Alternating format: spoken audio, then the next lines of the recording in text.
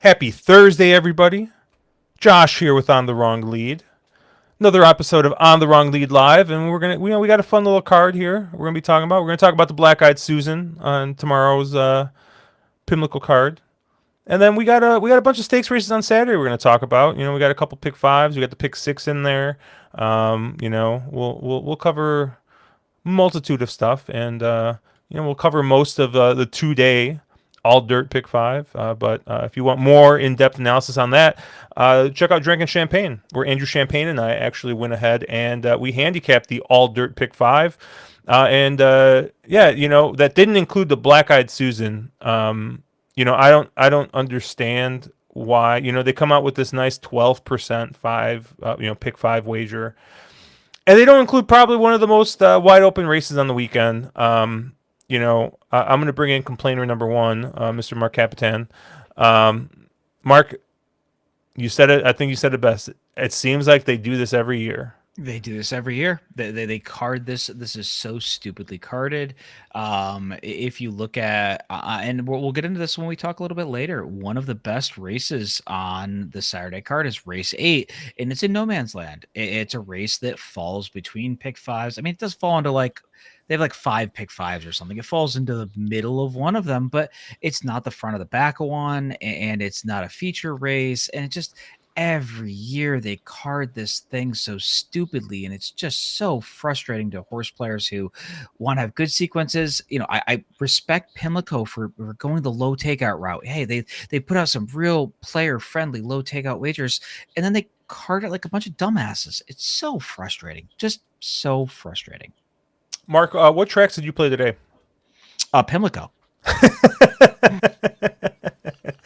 We're all evolving. We're all evolving, Mark. I am the problem. We're all evolving, right? And the third member of On the Wrong Lead. Last but not least, definitely not least, the good-looking one. Not least. He's but just another gentleman who's just turned a new leaf, right? He's trying a new ADW.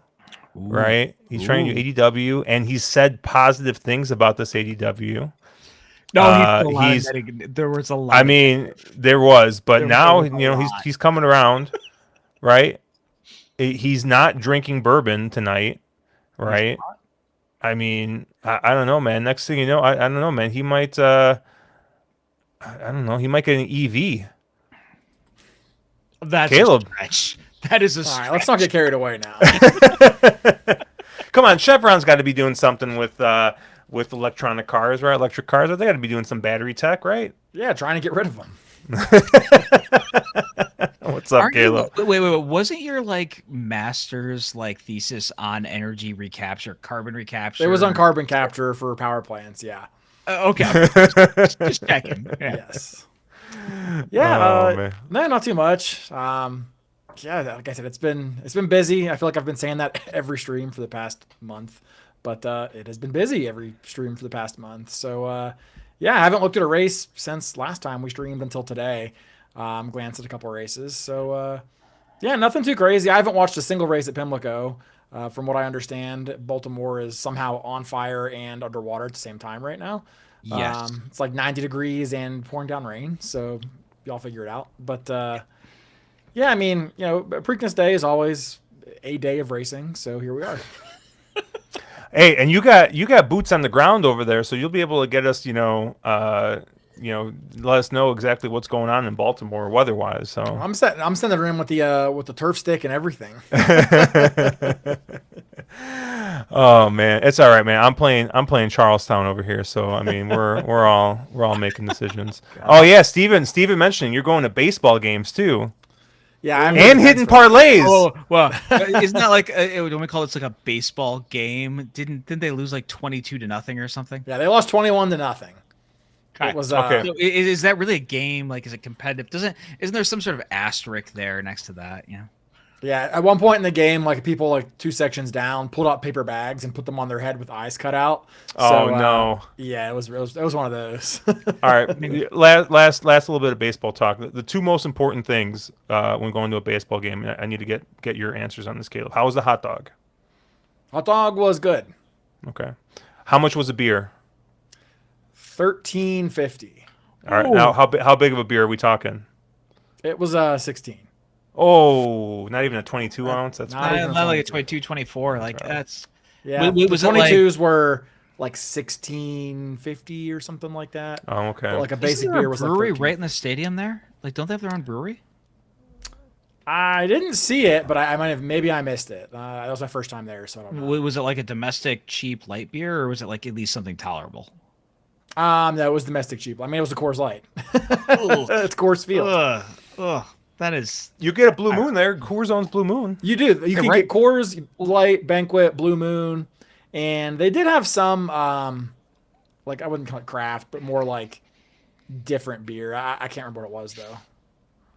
Because at one point in time, Blue Moon was actually brewed in the brewery. Like one of the corners of the brewery, of the stadium, there's a brewery, and it was Blue Moon, and that was a thing but then I think they blew up, and PDT says that baseball sounds more fun than frisbee. that was not here. Caleb, by the way. That was clearly directed at not me or Caleb. It was one of the three of us. So. Well, my 5-horse did not break to the lead like I thought. Maybe there's a shot he did. That's not good. Oh no, that's all bad. I don't even think I need to watch the rest of that race. But we got a lot of races to cover, so we'll get right into it here. Some of these are good, though. Yeah. Got it. But this is us, and as Steven says, we could spend like an hour talking about a 3-horse race. So let's get rolling. Yeah. Race 13. We're just gonna start with the Black Eyed Susan here. We got a nice field here. We got 9 horses. Your morning line favorite is Running and Gunning at 5-2. You get 3-1 on Margie's Intention, 4-1 on Amarath. You got 6-1 on Liam in the Dust, 8-1 on Reply and Paris Lily. You got double digits on the rest in the field. Mark, I'll let you start out. Where did you kind of land here? Yeah, I think there's gonna be a reoccurring theme that you're gonna hear a lot about us as we go through this, 2 days of card, and the I'm sorry, I keep trying to call it the Oaks, but the Black Eyed Susan into the Preakness, and that is that the morning lines are atrociously bad. They're not quite Keeneland level of bad, but my God, they're pretty terrible. And this is one of those races that really screams that. I think my top choices here is Margie Intentions, the 3, gets Flavian Pratt, has some speed to kind of sit that pocket trip. It comes out of the fairground circuit. We've seen those fairgrounds horses kind of run back and do very well. And this is out of the Brennan Walsh barn into the Brad Cox barn. And, say what you will about many things, but that's a move forward for most horses, right? So I think Marge's Intentions in here, no matter how much Pratt simping you give me, because I am not the Pratt simp in the group. That's like a cell phone, right? I think Marge's Intentions is a pretty major player in here. Should be forwardly placed, should set the right kind of trip, can get the trip, and all of the first trainer stats and the Mr. Pratt getting up stats scream that this one is a major player in here. But with that being said, probably will be over bet, will be a bit of an underlay here. The other horse I'm really interested in is the 6 with everybody's favorite jockey Joel Rosario up, and that's Paris Lily for Brandon Walsh. This is a horse that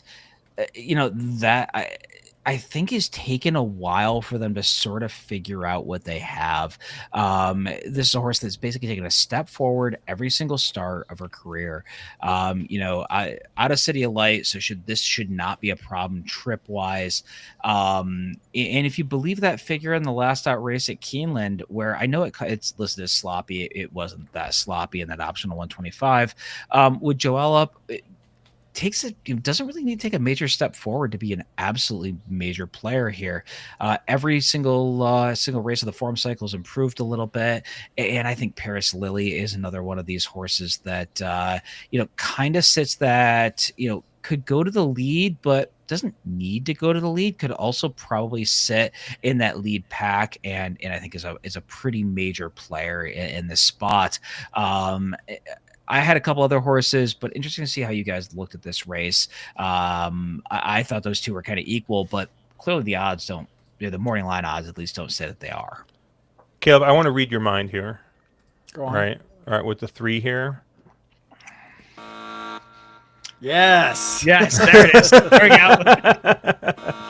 I mean, I guess I shouldn't be shocked, but I was shocked Mark landed on the 3. I mean, I don't like that horse a lick. Did you have the? Isn't it too slow? I mean, she has one race that's okay, and then 4 races that are too slow, and too slow by more than a couple points, and those are Louisiana bred races. I mean, I have no idea what she's beating or rather losing to in some of those. So yeah, I mean, I don't like her at all. And Caleb, Caleb spent a lot of time in New Orleans, so he's an expert on Louisiana breds. And if he says it's a fake one, Mark, I think you got to listen. That's no star guitar. Okay, maybe, especially fillies. Okay, okay. I'll take Caleb's expertise on Louisiana. I mean, Briz Prime Power has this horse rated as 8th. Not that I really pay attention to that, but I mean, but that's pretty. I mean, but like 8th, honestly, it's pretty bad. Yeah, yeah. Like I Mark, but here I'm with you on the 6. Actually, the 6 is probably my top pick in this race. Same. And yeah, my concern. Well, it's not really a concern, but I believe on time form that last fig was like a 105, was it? Or it was over 100. It was a nice fig. It was close to the fastest, if not the fastest, for all the horses in this race. I was maybe a little concerned because you did see it sloppy, but maybe if the track wasn't that sloppy, maybe it wasn't just a freak on the slop. But even if it was, with the weather, I thought I saw something like 50% chance of rain tomorrow. Like, I think it rained today. Like, I think there's going to be moisture in the track. So it's probably going to get a similar track to what she got at Keeneland last time out. So yeah, I really like the 6 Paris Lily. The other horse I had as an A was actually the 5 Kinsey Queen. I thought that this was a really, really interesting horse. The horse that hates winning, except last time. Cool. Hey, Mark, one of your favorite horses, right? You remember? Was it Switzerland? Right, Switzerland was a loser. What a loser horse! And guess what? As soon as Switzerland started winning races, that horse refused to lose. Didn't that horse go to like Dubai and start winning races over there too? Well, he started to win races after he went to Dubai, and I think it was the second year he was in Dubai. But long story, go on. Yeah, but yeah, Kinsey Queen is. I mean, I actually thought that this horse was trained by D. Wayne Lucas. Looking at the PPs for this horse, because this is a horse that has run, right, and has been running a lot.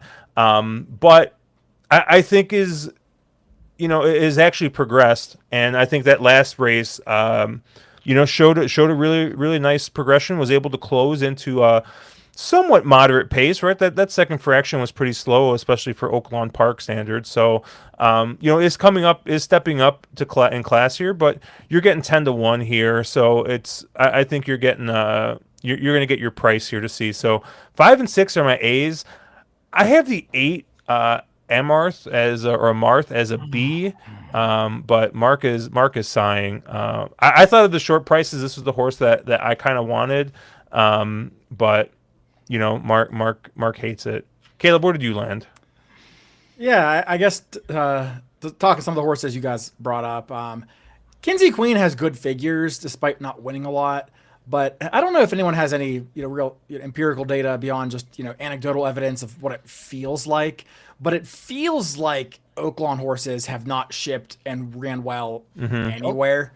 I feel like they did terrible at Keeneland. I feel like I did not see them do very well at Churchill. Maybe, I'm dead wrong, but this is just kind of going off of what I seem like I remember. So I'm a little bit skeptical, and that'll be kind of a recurring theme for me, on the stream tonight, because I do think there's a lot of Oaklawn horses that have good figures, but I just don't know if those are going to translate, because it seems like they kind of haven't so far. But you'll get a good price on Kinsey Queen, so I won't knock you for that one.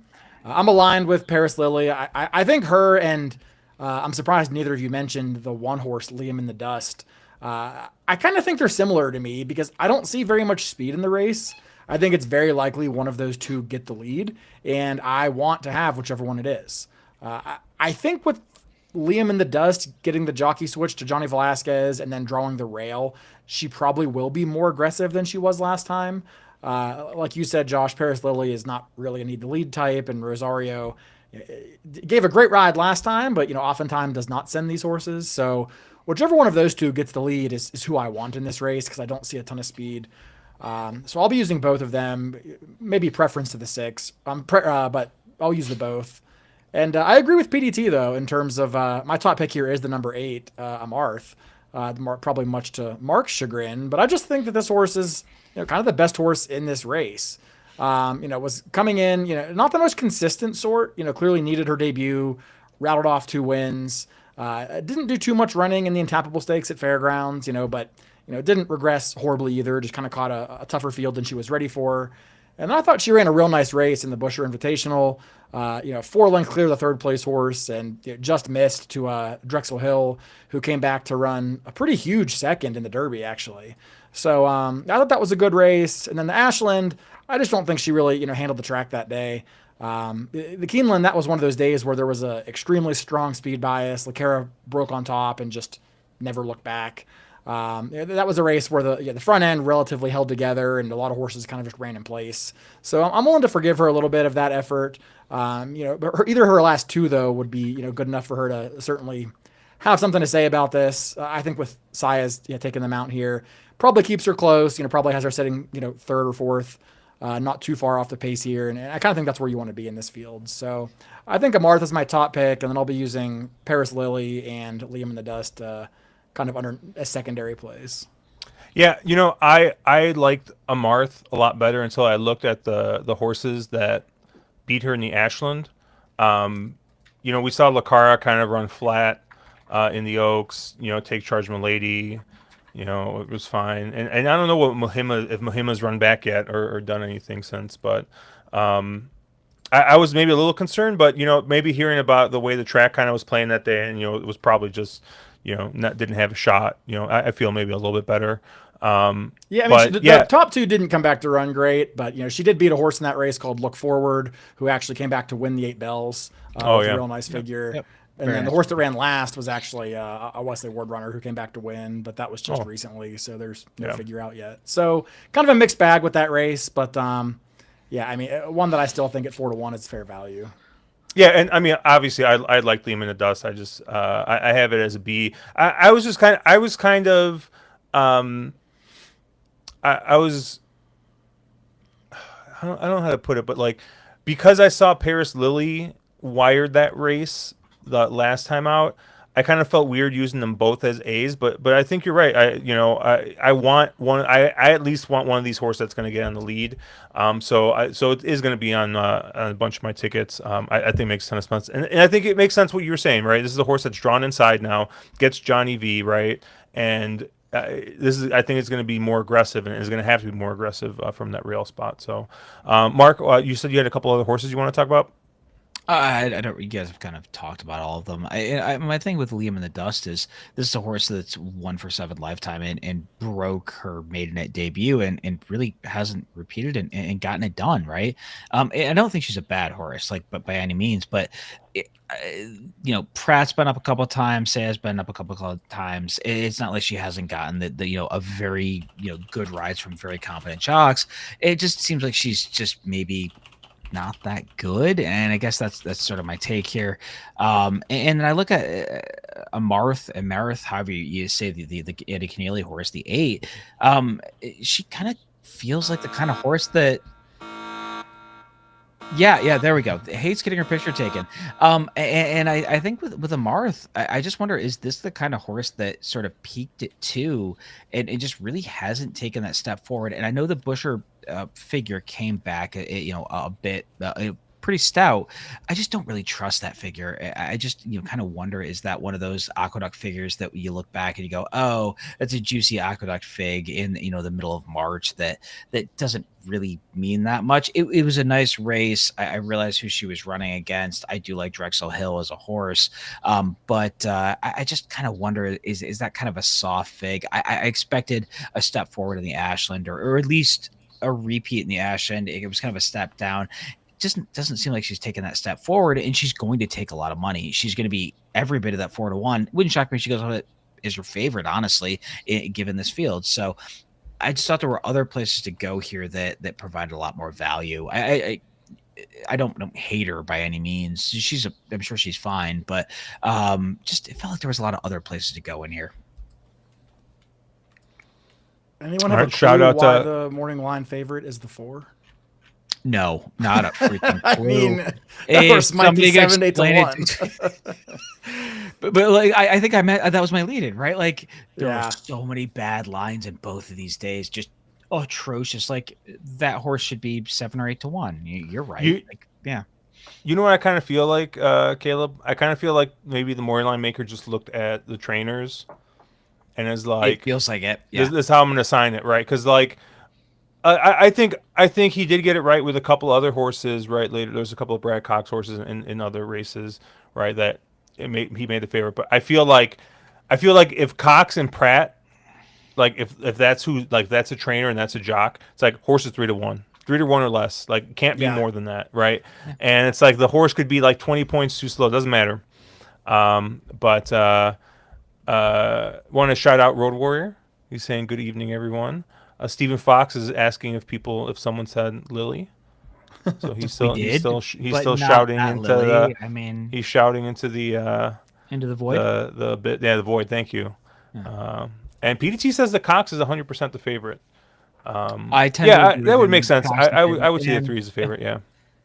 I mean, you can Yeah, dunk on the they- Cox all you want. I mean, the Cox isn't a horse that you get like super excited that you back, but it feels like the horse that's kind of dirty and you just kind of back because, like, those are the horses that win a lot of races. I don't love the fact they win a lot of races. They just do win a lot of races. Oh, Cobb saying Eddie O is on the 7 reply. Okay. I think I looked at reply briefly. I think the last race looked all right, but I don't think there's enough pace in this race to set up a horse like the 7. Yes, a rad gets up. Are you just straight betting a rad? Probably. The horse ends up on an underlay because of the jockey, and the horse needs to take a 15 or 20 point time form improvement to win this race.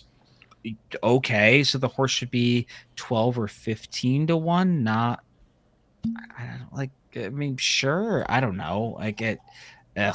It's a horse gonna be an underlay based on relative to chances to win.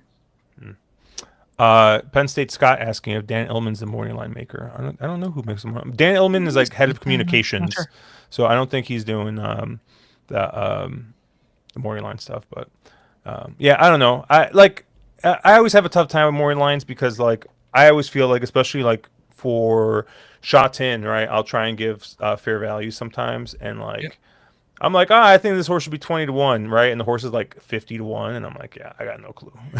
Like, so Dude, shot in's a lot harder but- because those are a lot flatter fields, right? Like it's Yeah. much harder to. There's a lot more There's a lot more spread here in quality and I always feel like I'd be okay maybe ranking the horses like and who's going to be the shortest price. Yeah, But I feel like sometimes like getting the actual like prices right is kind of can be kind of tough. But yeah, I think either the 8 or the 3 are going to be your favorite in this race. I don't see it being the 4, but maybe we'll get fooled.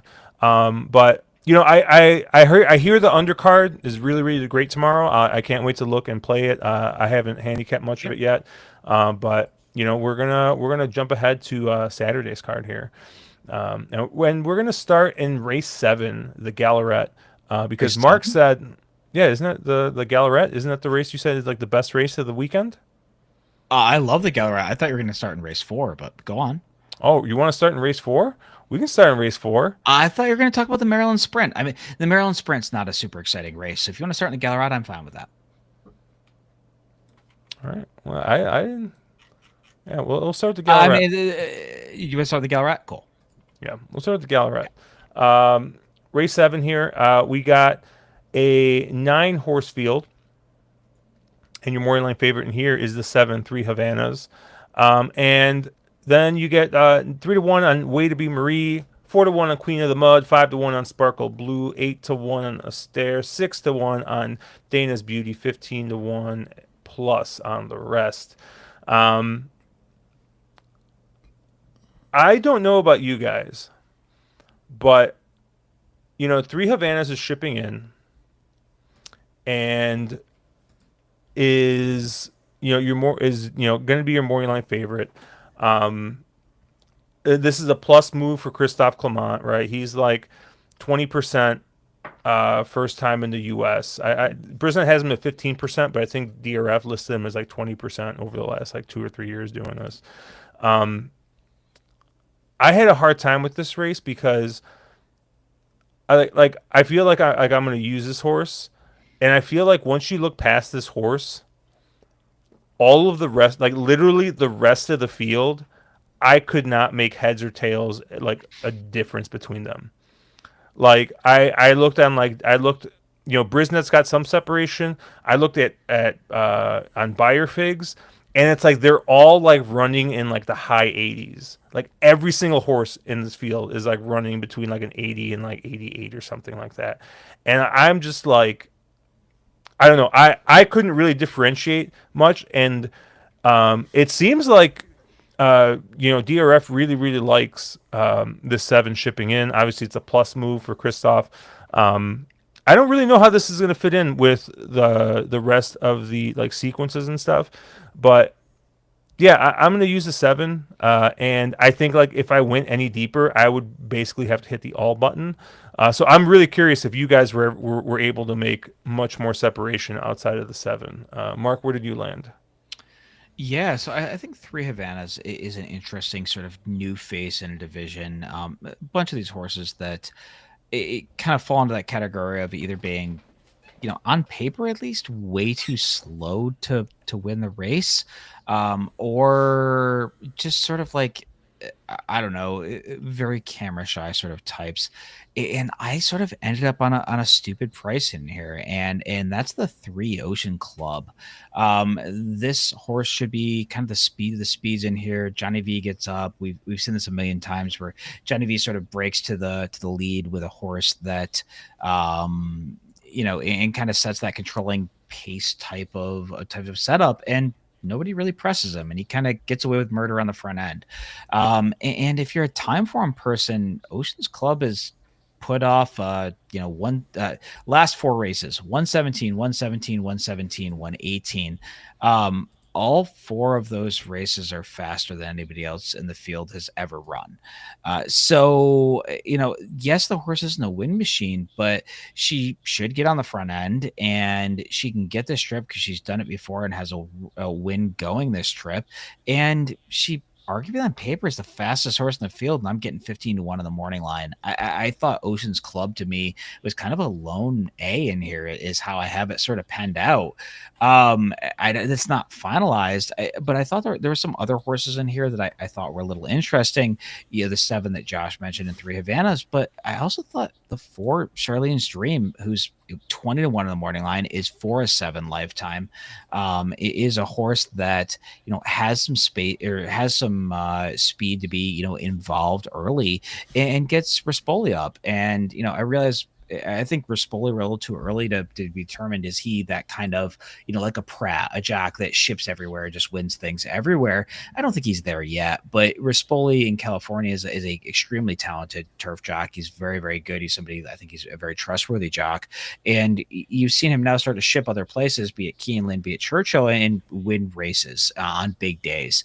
And so I thought Charlene's Dream at a massive price in here, was also a major player. And maybe I'm just completely misreading the race or something, but I feel like the morning lines in this race are just absolutely abysmal. So, I have it, I'm looking at horses like the Three Oceans Club and the Four Charlene's Dream, all at big prices, who I think are just major players in this spot. Caleb, how did you see it? Yeah, I tend to agree with Mark, surprisingly. I Shocking. think 15-1 on Ocean Club is silly. I mean, I don't love the horse maybe to the extent that Mark does, but 15-1 is just Yeah. dumb, and I don't think it's going to happen. Maybe 5-1, like Yeah, 5-1. That's I fair. mean, Yeah. yeah, I'm shocked at that line. The number 4, Charlene's Dream, I'm probably not quite as high on as I am on the 3. I certainly prefer Ocean Club. Yeah. Charlene's Dream probably will be on my ticket. Maybe a C type of a horse. But always shows up on the turf. Kentucky Downs race excluded anyway. And Ed Moger doesn't ship east often. So it's interesting to me that he sees fit to ship this horse, east. Run him at Churchill, Indiana Grand, Kentucky Downs. Kind of keeps this horse based out here instead of coming back to California. So a little interesting. That being said, I really didn't know what to do with 3 Havanas. Josh, your top pick here. I think she's fine. I don't think she's 5-2 in this field, and I don't know how hard she'll get bet, in here. But I don't think she's a 5-2 shot to win this race, or even close to it, in my opinion. I don't really think she's beating a whole lot in Italy and Germany over there. The one thing I will say for her is that she probably will handle the likely soft and swampy turf course that we'll have on Saturday. But it's also going to be 90 degrees, and these horses probably aren't used to running in 90-degree temperatures either. So she's kind of a wild card for me. I really didn't know what to do with her. The 2 horses I actually like the best are the horses right to her outside, Sparkle Blue and Way to Be Marie. Starting with Sparkle Blue, I mean, she's a horse she's always been a really nice horse. I mean, especially on this circuit in the Tampa, Laurel, Pimlico kind of a, mid-Atlantic circuit, and then, partially in Florida. She's always super honest. I mean, she's not a grade 1 horse. On her best day, she can steal a grade 2. But I think this is an appropriate spot for her in a grade 3. She needed that race in the Hillsborough off the layoff, and she also had some trouble against a couple of better horses than her, Saffron Moon and a few others. And then last time out, she put in a good run, just, got going a little bit too late in the Dahlia Stakes at Laurel. And I think third off the layoff here, she should be, ready to fire. She's already proven to handle a yielding and soft turf course, when she ran second in the Modesty back at Churchill last year. And she's one that I just think, the race kind of sets up for her. Grand Motion does excellent on this circuit. Ruiz, gets the horse here. So I do like Sparkle Blue, kind of getting back to form third off the layoff.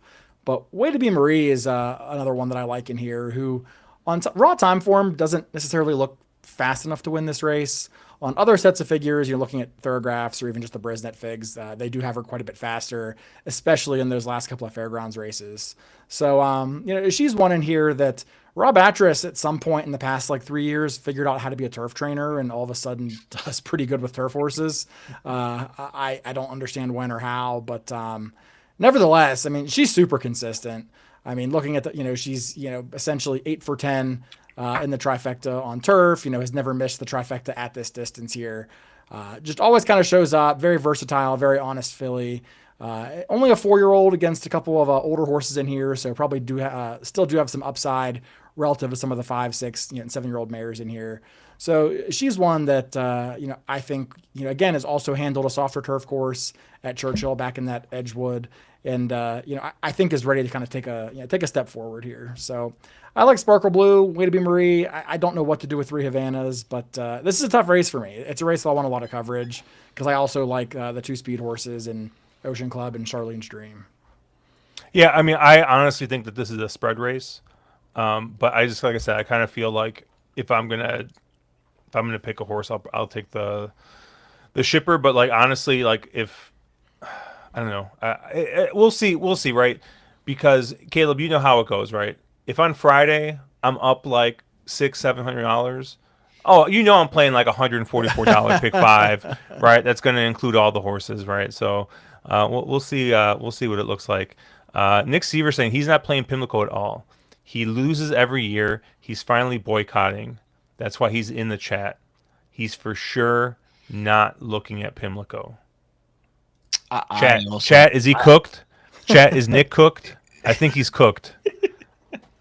Come on, Nick. Come play the Preakness, whatever it is, tournament with me. No, I sort of understand where he's coming from. I think Pimlico, it can be hard because it's one of those tracks where you get punished by being creative and sort of getting spready. It feels like, especially on these big days, it does tend to be pretty formful and a little chalky, and I think that can be very frustrating. So I understand where Nick's coming from. Actually, one correction. I'll be all but 5. The 5 has no shot to win this race. So we can cut one out. Is he scratching? I don't know, but I'm not betting them. Yeah. David Barista, he's cooked. Stephen Fox, I hate Pimlico. See you tomorrow. But Steven loves Actually, chalk and Pimlico. dude, I know Steve. Chalk, so, Dude, Steven's this gotta is love just Preakness off Day. for him. Like, how does he not? I think love he's memeing on the "I hate horse racing." See you tomorrow. Yeah, he is. But you know, Steve, man, like this has got to be Steven's favorite day of the 'Cause it's the chalk. Triple Crown. Exactly, right? He probably had that pick 6, that justified pick 6. He probably had it for like $20, right? And he made like $300 or whatever on it. Like, but yeah, we'll move on. The Chick Lang. You guys take a look at this one at all? I thought this was kind of interesting race, but I don't know if you guys got this one quick, capped. I just kind of glanced at it. Yeah, like this is a tough race because I mean I know where Mark's gonna go, so I'm gonna talk about Mark's top pick in here. I actually have a new one here real quick. So Mark's top pick, the 8-1900. Tom Morley sends this one out. No, I do think that 1900 looks pretty good in here. You know, I like these. I like these kind of lightly raced horses, right? Fresh horses that they get kind of moved up. Josh, just What? you saw E8 and you bet. He Let's saw not make Pratt. any. EP6. He saw Pratt. EP6. Okay, you want? I can do that one too. Here, we got that one here. Got the Pratt Simple alert. But It's like a 5 cherry special right here. But honestly, you know, I landed on 2 other horses besides the morning line favorite here that I kind of thought had a bit of a shot. The 7 Faster Gator. You know, this is a horse that's shown a bit of versatility. Has been, you know, won on the lead. Has won races kind of coming from off of it. And you know, I thought took a pretty big step forward in that Bayshore at Aqueduct. And so I kind of like this horse. I kind of like this horse cutting back the 1 furlong, kind of going back to a slightly shorter distance. You know, Arnaldo Boca Chica, who's a very, very great rider in at Charlestown. I believe I'm betting him in this next race at Charlestown. Is that Arnaldo Boca Chica? Yes. No, I got his son, Orlando Boca Chica, I'm betting. But yeah, no, Faster Gator, I think, you know, he's coming in, he's working very well. And yeah, this is the horse I like to see, right? 3 starts, has moved forward in every start. So I thought he was definitely in here with a shot. And then, you know, the number 4 Normandy Coast, like when we want to talk about bad lines, I mean, there's no way that this horse is going to be 12-1, right? Probably Mark, I mean, you know, that Palisades, he won the Palisades. Won the Palisades, was, you know, a sloppy track, which could match up with what, you know, type of footing he's going to get here. 3rd choice, I'm guessing. Yeah. So 4-1, 5-1 range. Yeah, but I love this horse in this spot. So those are the 3 I'm going to use. I'm going to use the 4. I'm going to use the 7, and I'm going to use the 8. Caleb, where did you land here? Yeah, so I'll admit I was kind of quicker on this race since it wasn't on Mark's initial list. Yeah, when I handicapped it, it feels like there's a decent bit of speed in here, but it's also Pimlico, you know, sprinting off, you know, potentially off track. So it's hard to discount the speed, you know, under those circumstances. Directionally, I agree with you, Josh. I mean, I liked all the horses you mentioned. I think Faster Gator has to be used because I don't think he's really going to get bet. You know, Arnaldo Boca Chica and Anthony Ferrier in this field. I think he's going to be the value of the race, and it's not even close, in my opinion. You know, beyond that, I mean, 1-900, I'm not probably as keen on as I assume you guys will be. I just don't know how much to think of those Aqueduct Maiden Race figures. He runs a 111, getting beat by 7 lengths, 2 back on time form, or 98 on Brisnet. Like, I'm just not really convinced. Speaking of sketchy Aqueduct figs, I'm not sure. I mean, admittedly, Cloakwheel did come back to run a huge race out of that, but she was beating 7 lengths. Let's not act like he just lost to that horse. So I don't know. A horse that it's 7-2, I think is fine. But if he goes much shorter, I wouldn't want to use that. Normandy Coast, I'm with you. I think it's a bad line. I think the horse, I don't think he'll be 4 or 5-1, but I think he'll be maybe 6 or 8-1. But I still think he's a good bet in here. The only other horse that I maybe wanted to talk about was the number 3 Ancient World. Yeah. This horse would need the race to come back to him and would really need to catch a fair racetrack to be able to, have much of a chance. But, to be able to close like that at Keeneland and then, 2 back to close like that at Fairgrounds, I mean, those are both not easy tracks to close on. And in both races, he kind of won going away. Clearly, he's a very talented sprinter with huge late kick. Jose sticks for Joe Sharp. When they team up, it's usually pretty good things happen. And this horse took a ton of money in both of those starts. Clearly the expectations are pretty high, around this horse, Ancient World, Micropoli. So this is one that I think, would need the race to set up, would really be helped if some of the inside horses like Slam Notion and Chipotle end up going and kind of contesting the pace with, 1/900. But for me, I mean, that's the other horse I'd probably look towards. But I thought this was a pretty tough race. Yeah, not a lot to add here. I think Caleb kind of spoke my book there. I think 1/900 is my top choice for all the meme reasons, but I think Ancient World is probably actually my top pick. I would probably give him a little more chance than sort of where Caleb landed with him. A horse that is won both his first 2, seems to be trending in the right direction. He is stretching. This is kind of the litmus test for that horse.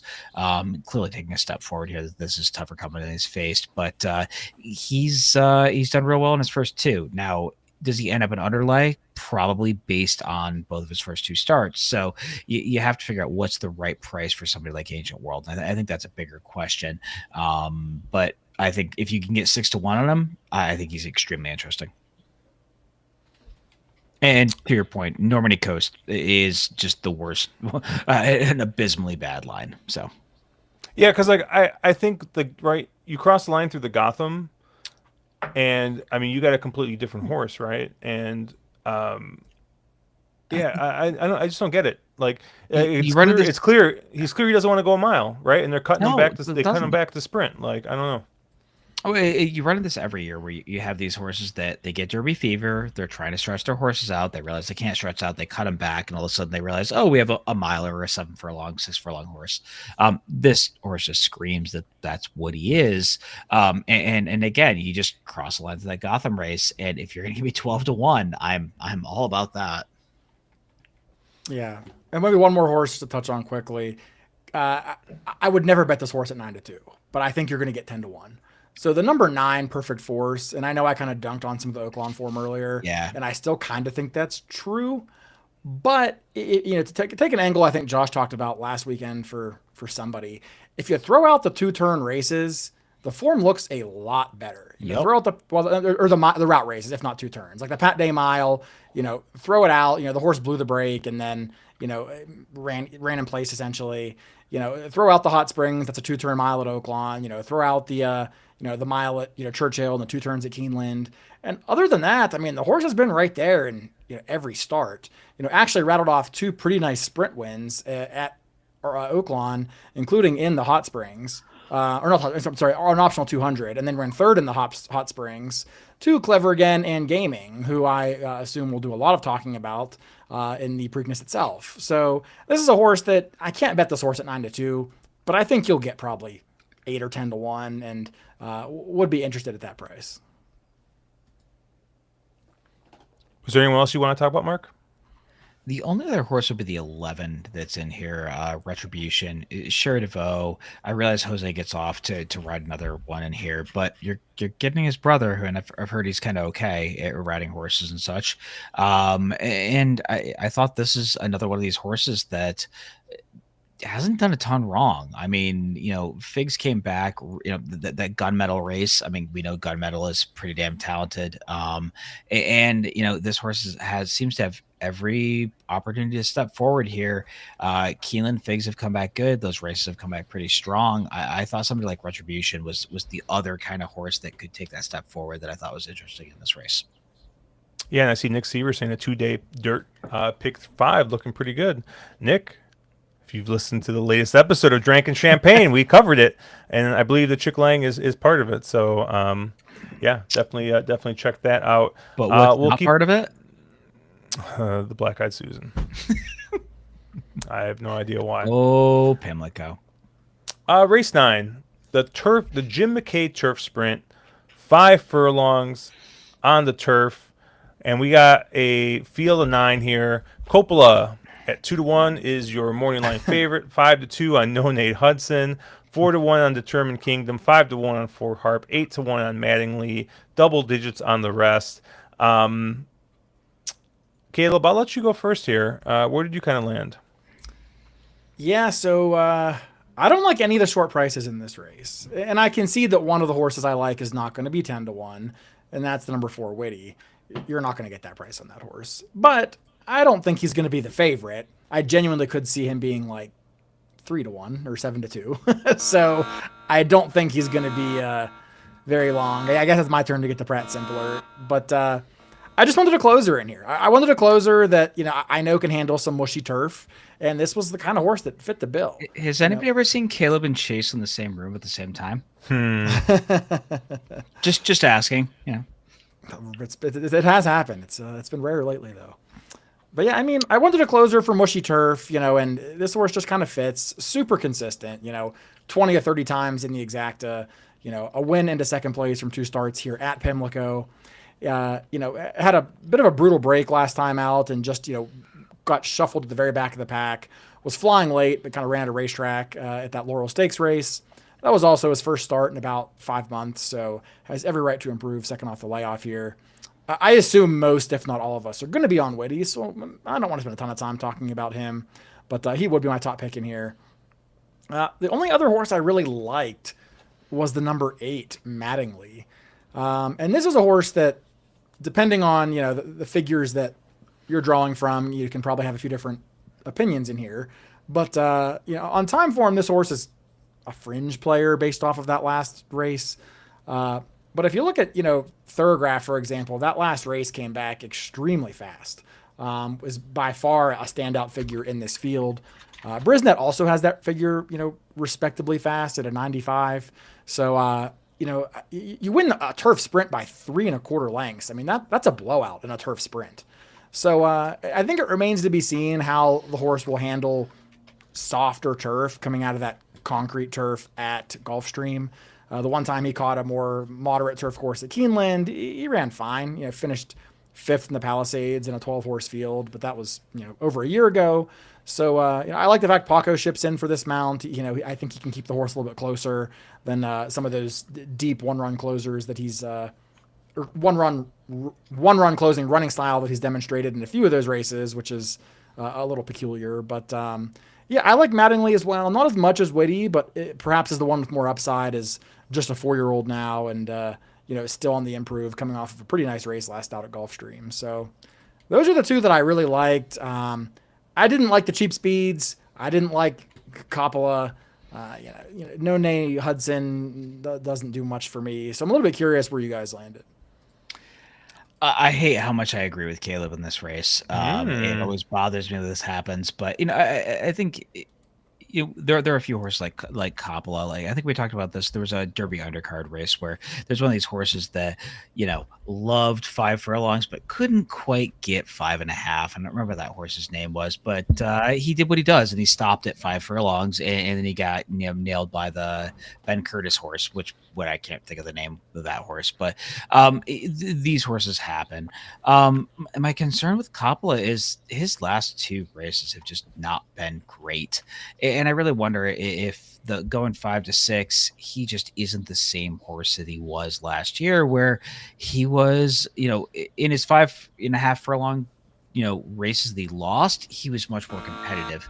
He just seemed to kind of be over it, right? Like, and there's a ton of speed in this race, and this race kind of on paper at least screams that it at least comes apart to some degree. Caleb talked about some horses, and I even went pricier than Caleb did. I was looking at horses like the one Boats a Rockin', the three Honeyquist, and even the seven Duncan Idaho. I want somebody that, I realize Boats a Rockin', or, Honeyquist are both horses that are going to be more on the pace. But, I want some sort of other player in here. And I think this is a race that kind of screams that it sort of should come apart. There's a ton of pace in here.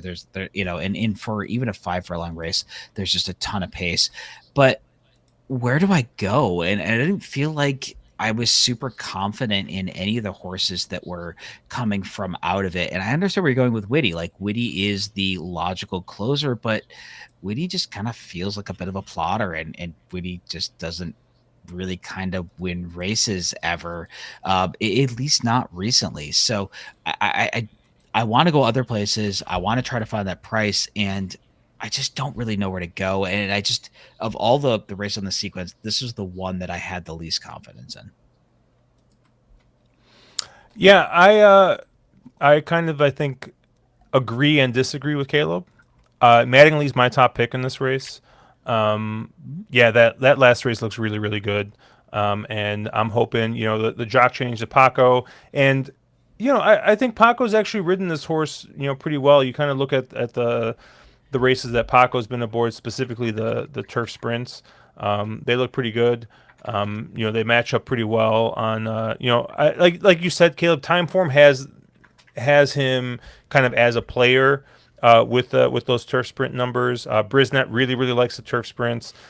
So yeah, I like Mattingly. I like the price. That's going to be my top pick in here. Of the short prices, the only one I really do like is No Nate Hudson.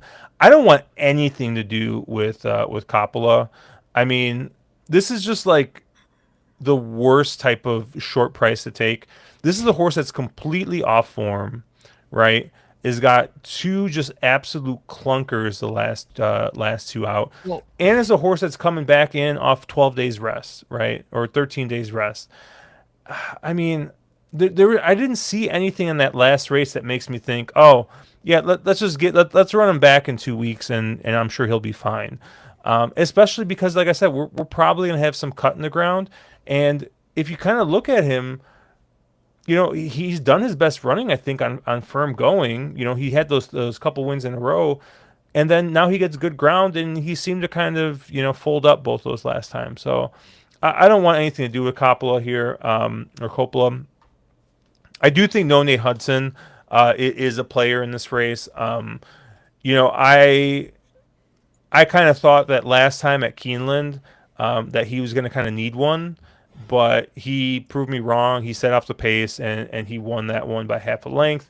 Figure came back pretty good.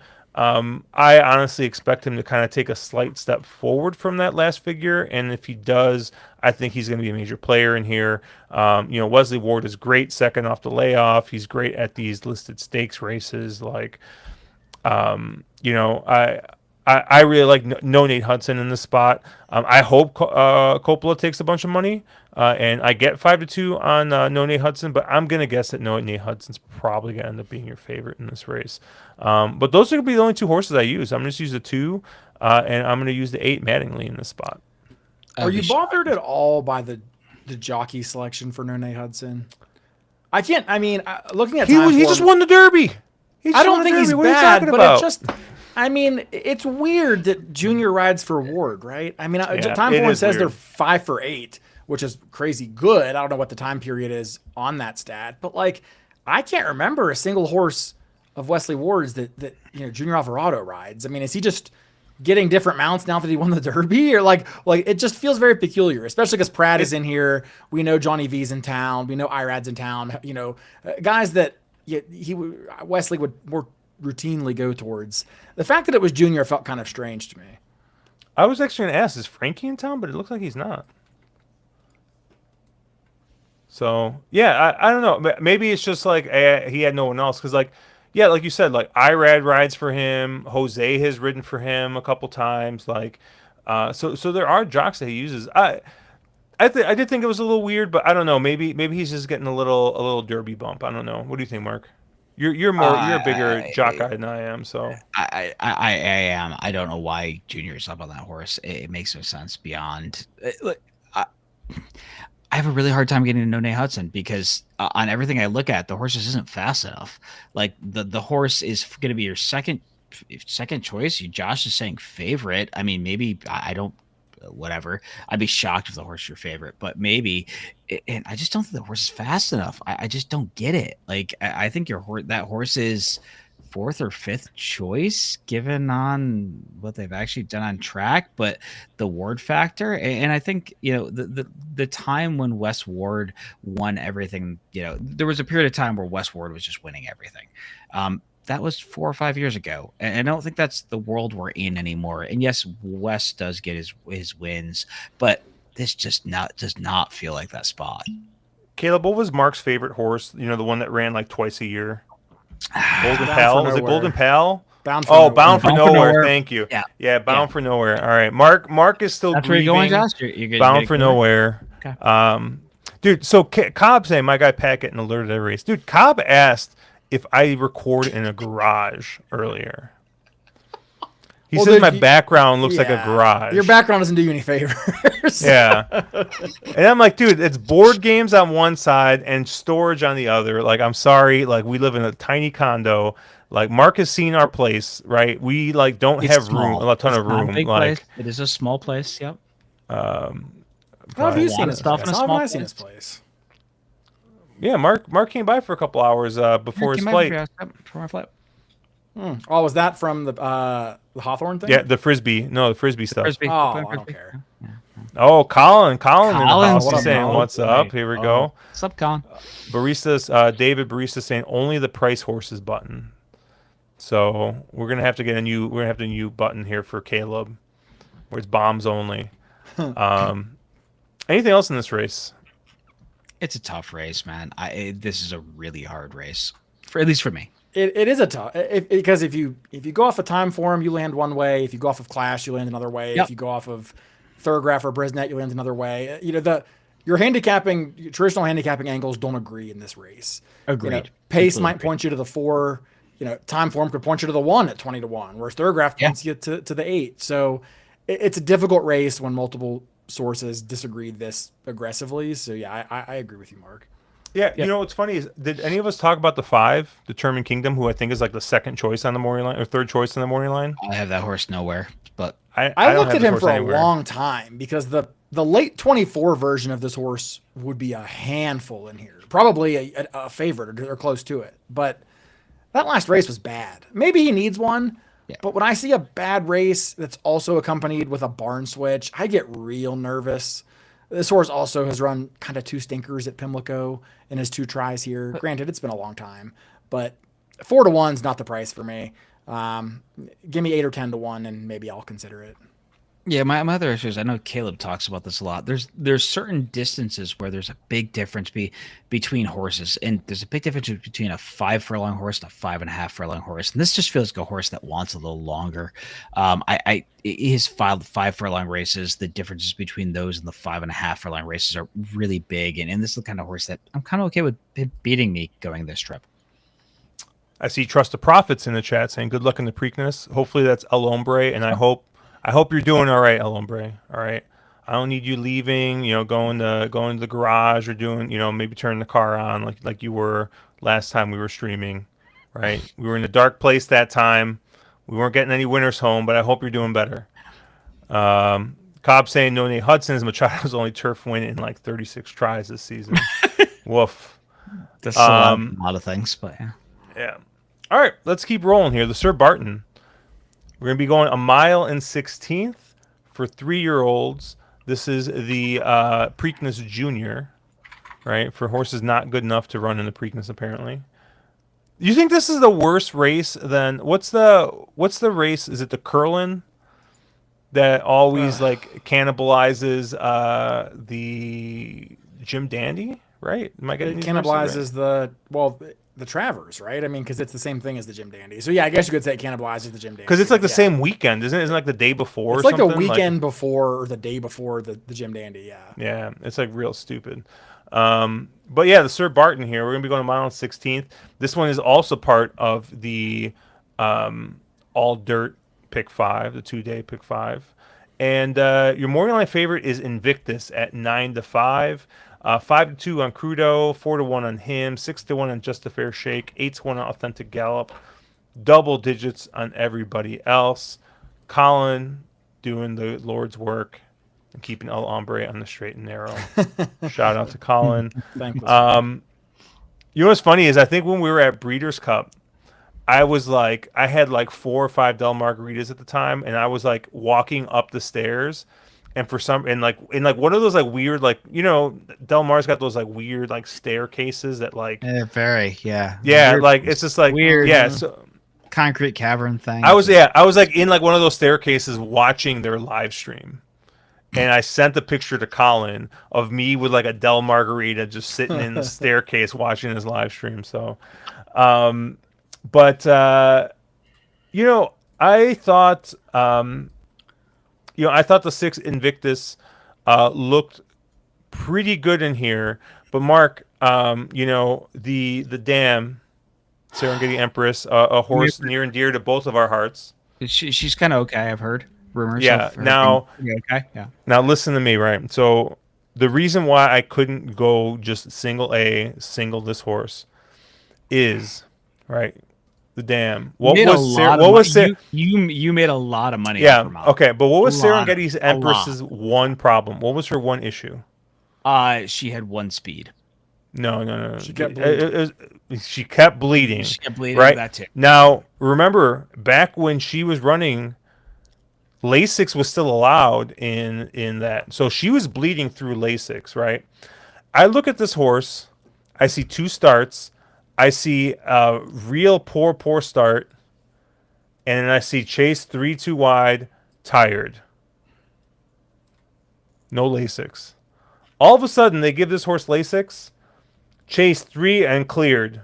Gone. Right? We're off Lasix again. So I'm a little concerned, right? And like it's funny because like there's probably out 99.9% of horses I would not even like think about this.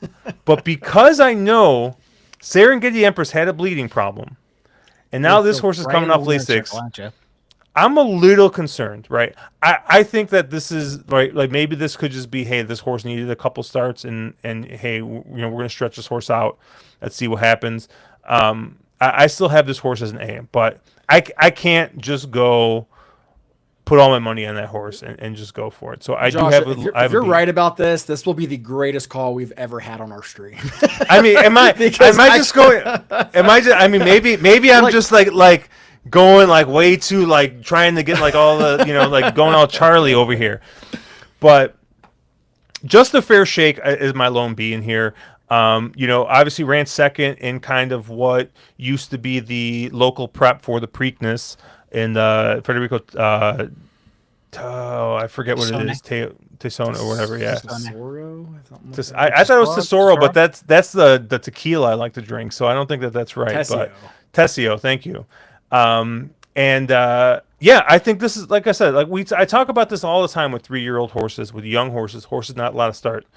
I love seeing this, right? I love seeing this horse progressively getting better and better and better. And this is the horse that's gotten better and better as they added a little bit of distance. Jaime Rodriguez stays aboard. The figures have gotten better.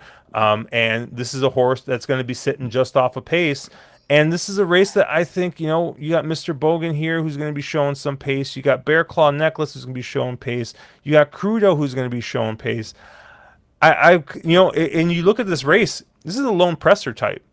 This is a lone presser. This is a lone off-the-pace horse. So I kind of like the 9 here as, if this thing kind of falls apart to kind of pick up the pieces. And like I said, like I'm a little gun shy with going all in on Invictus. I have it as my lone A, but maybe I'm reading too much into knowing knowing the Dam and knowing her issues. But Caleb, where did you land? No, I love the angle. I do. I'm here for it. I hope it works. I hope you're right. Because I could stare at that horse for a day and I wouldn't have come up with that angle, but I'm here for it. So, yeah, I agree with you, though, directionally. Just a Fair Shake's actually my top pick in here. I just, to your point earlier, I love the way that he's progressed. I mean, in each start, he's taken a step forward, but there's no huge jump forward. So, risk of a bounce or regression is probably not super likely. That last race, came back pretty lively. Not a ton of winners next out, but a lot of horses that did improve their speed figure on time for him by 5, 6, 10 points. So, you could argue that 104 that he's exiting from could actually be a little bit higher. This is also a horse that's been super wide in like his last 3 starts.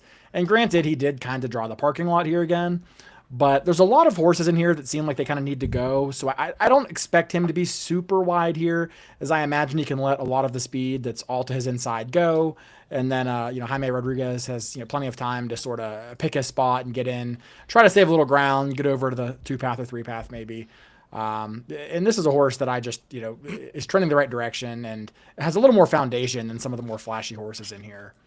Besides him, I think it's kind of a toss-up between the 1 and the 6 for me, between Crudo and Invictus. I probably prefer Crudo to Invictus personally. I don't think you have the history of bleeding, we'll say. But this is also a horse that'll be racing without Lasix for his first time, as a couple of others in here. But this is one who, was bet like a sure thing in that debut race at Gulfstream. Totally blew the brake, rushed up, got tired, and then got repassed again. That's a tough trip for a young horse making his first time start. But, now he went to Keeneland, made the lead, ran away and just buried a horse, buried a field. Even the second place horse was clear by almost 8 lengths from the rest of the field. So a pretty dominant performance. He did get to control things on a pretty moderate lead that day. I don't think he's going to get that again. He also has to prove he has to stretch out around 2 turns, but I think you can make that argument against a lot of horses in here.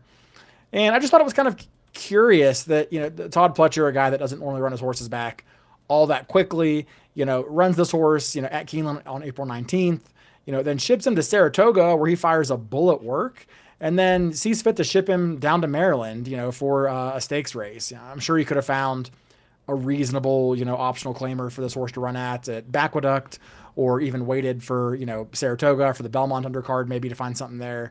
But to me, this horse feels kind of well meant given how much they've shipped him, from Florida to Kentucky to New York, now down to Baltimore. I think this horse is in here with, pretty clear intentions of trying to get a win. So I'd probably prefer Crudo to Invictus, just given the Lasix question where we kind of know Invictus didn't run well without Lasix. We don't know that yet about Crudo, although it's certainly a risk.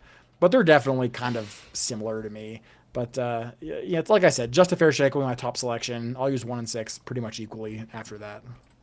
Nick Seaver said he had Just a Fair Shake last out. Feels like this is the funeral. And Josh just talked me to being his date at the funeral. Oh, no. I'm the third wheel now. That's incredible. Caleb is a huge Bobby Flay fan, so that's why he likes Crudo. Yes. What was Bobby Flay's horse, that turf horse that got like way over bet after he won? Pizza Bianca. Yes. Oh, Pizza Bianca. My goodness. Damn race at Saratoga. Oh, it was the worst call in the history of horse racing. The heck, what was going on there? Oh, Josh just broke. I don't know. It just like stopped. Steven reminding everyone that we have to pay the Marcos tax. Good luck. Caleb, Mark, you're good. You're good, Mark. You don't have to worry about it. This weekend, you're going to make millions. All right? It takes a while, but it pays off every time. You put one in the bank. You got to save them up. Saturday, and he has to open it so that it's good for Saturday. Okay. Go for it, Mark. There's an extremely handsome man on stream who has mentioned multiple times that the biggest step up in horse racing is maiden breakers last out, first time versus winners. And, with that being said, the 2 shortest price on this board are Crudo the 1 and, and Invictus the 6, who both fall into that category, and I realize all the upsides, but I sort of wonder, are we getting too enamored at the, I don't know, recency bias or whatever we're going to call it, of horses with flashy figs last out, maiden breakers last out, especially when Josh and Caleb bring up a lot of points where there's a lot of question marks here about these, these horses. The problem that I run into is I don't really love anybody else in the field, and I feel like if I'm going to bet against both Crudo and Invictus, that I have to get a little spready. So, with that being said, I kind of think I want to use horses like the 7 Him, the 8 Authentic Gallop, and the 9 Just a Fair Shake, all kind of equally. I want a little spread. I want a little coverage. I'm going to probably be tossing in this race the 2 shortest priced horses into horses that are probably going to take a lot of money. Given how the board is probably going to bet, given connections, given a lot of other factors, and I'm okay with that. So I think I'll kind of be using the 7, 8, and 9 all a bit equally, tossing the 1 and the 6, and hoping that that Maiden Breaker Last Out comes back, some of the bleeding issues, some of the questions about pace dynamics, et cetera, all come to play in here. And I don't really have a creative like, oh, I hate this, therefore I land at this horse. It's sort of, I want a little bit of coverage if I'm tossing the chalks in this race. So it's sort of how I landed. I respect the angle because I felt the same way about this race. Like I don't normally Invictus and Crudo are horses I would desperately try to beat, but I felt I had a hard time finding someone to beat them with in this field, right? Beyond Just a Fair Shake. We talk, oh, this race cannibalized the Preakness. No, it didn't. No, like other races, yeah, but not this race. Yeah. Anything else on this race? No. All right. Race 11, the James W. Murphy. We're going to be going a mile on the turf here. Your morning line favorite is going to be the 7 Reagan's Wit, 7-2 on Soleil Volant, 9-2 on End of Romance, 5-1 on Clock Tower, 8-1 on Curahee, 8-1 on Studley Do Right, double digits on the rest. I thought that this race kind of started and stopped with Reagan's Wit. I had that horse as a lone A. I mean, this is a horse I think that has been running against just much, much better than what the others have. And I mean, if you look on figures, you look at anything else. I mean, I just think that this is going to be the horse to beat in here. And I ran second the Zulu Kingdom, 2 back. Ran third in the Transylvania, and I don't really know what happened in that race. I mean, they only went a half furlong further. Usually, if you get a mile, you can get a mile in 16th. Is getting a slight cutback here, but yeah, I don't know. I had a hard time looking at anybody else in here and kind of getting around the 7. So I'm curious where you guys landed. Mark, where did you kind of land here? I thought this race was of the sequence probably one of the easier races. Love Reagan's Wit. I think Reagan's Wit makes a ton of sense here. Reagan's Wit's going to end up being probably kind of end up tripping out sort of in this field. And the other horse I thought you really needed in here was the horse one inside, which is Sauvalant, who gets a massive jock upgrade in this race, second off the break from Grand Motion. And I thought those 2 horses, figures wise, pedigree, pace dynamics, everything else, just sort of really kind of towered over this field. So I need the 6 and the 7, and that's all I probably need in this race. Caleb? Yeah, I think this is a quick one for us boys. Reagan's Wit, probably close to a single for me. Cherie's Barn was really, really cold at Keeneland for most of the meet. She was on fire prior to that at the fairgrounds. So I'm not really holding it against Reagan's Wit that she didn't quite fire in the Transylvania. That race came back strong. The race before that, Zulu Kingdom came back to win something on Derby Day, I think. Like Reagan's Wit is the best horse in the race and should win this race the vast majority of the time. I took a look at a horse like Clock Tower or a horse like Curahee. in the event that somebody can, get out in the front and maybe try to steal the race. Those are definitely the horses I thought that are, coming in with the most speed. Clock Tower kind of has one way to go, but you are getting IRAD on a speed horse, which is never, super ideal.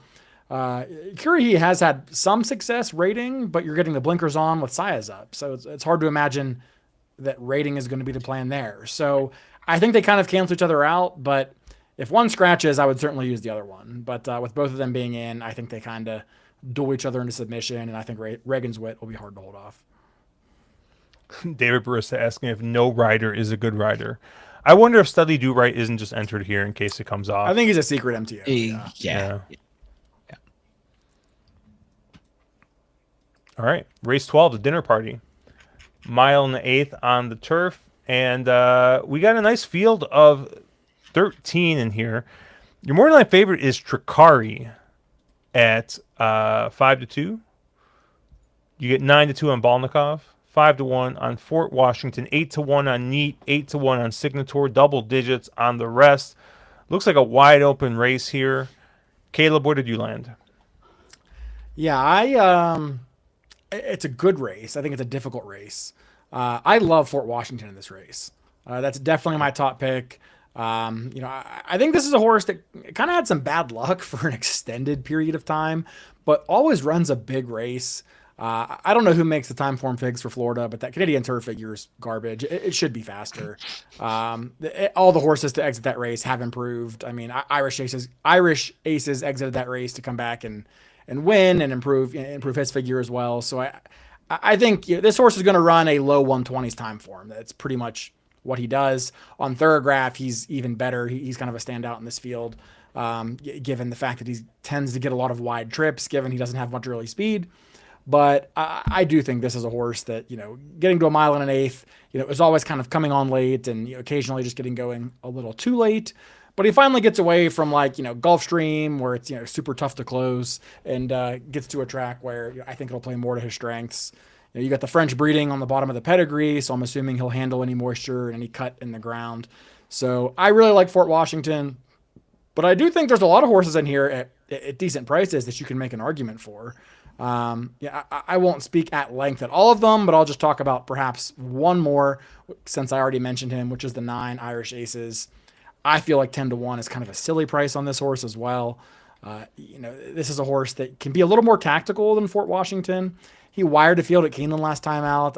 I don't know that that's going to be the game plan again today, but he clearly has enough speed to get involved early if he wants to, but he's more than content sitting that mid-pack trip or even further back. Just lost to Fort Washington, 2 back there. And he's won at 10-1 that with Rispola getting up, there's just so much to like here. It's a race that I'm going to have a hard time with because I like too many prices. So I guess I'll flip it to our resident chalk eater and see where Mark landed. I landed on the same top choice horse that you did, so I apologize that your price is going to be at least at best like 5-2. I'm sorry about that. No, I thought Fort Washington made a lot of sense in here, but I very much agreed with everything that Caleb said, that there's a number of ways that you can go in this race. And I think of this sort of late pick 5 on Saturday, this is the quote unquote flattest race. It's a race which the difference between the best and the worst is definitely the slimmest. I thought horses like Fort Washington made a lot of sense. I don't hate Belnikov, the 6, the D'Amato horse, although that's a horse that doesn't love getting his photo taken. And even somebody like a Cash Equity, the 7 for Safi, another horse that again has a massive case of seconitis, but I don't dislike that horse. Like the figures fit, and it's a horse that maybe can't win, but clearly could round out the bottom end of your daily double, right? A horse that is loves to finish second. So there's a lot of ways you could go in here. I know Caleb gave out a price, so I'll throw one out here as well.